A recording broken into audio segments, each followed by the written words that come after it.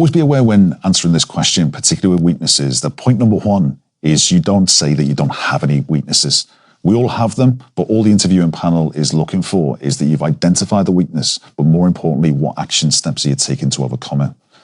And then point two, very common in young people, is to just list a whole host of weaknesses, saying, for example, I'm not very good at problem solving, I'm not great at customer service, and they can go on a big rant, which again is not a great way of answering this question.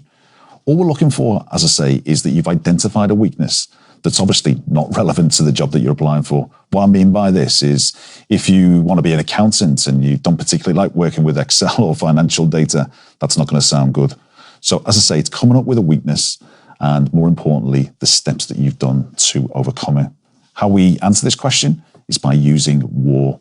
Simply the weakness, so what the weakness is and what it's caused. The A is the action, so what steps have you taken to overcome it? And more importantly, the result, so what's actually happened. And in the next segment, I'm going to show you how. So during the past year, I felt my biggest weakness was presentation skills. I was always nervous and lacked the confidence to present in front of a large group.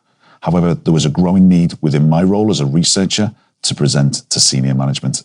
So the actions that I've taken to overcome this is to attend public speaking workshops. This has taught me to develop a clear structure and deliver with confidence.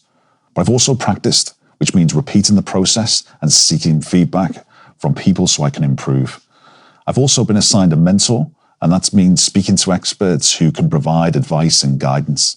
The result is, by applying what I've learned, I've delivered training sessions now to groups of 30 people, and more importantly, instead of avoiding opportunities to present, I now look forward to delivering my findings.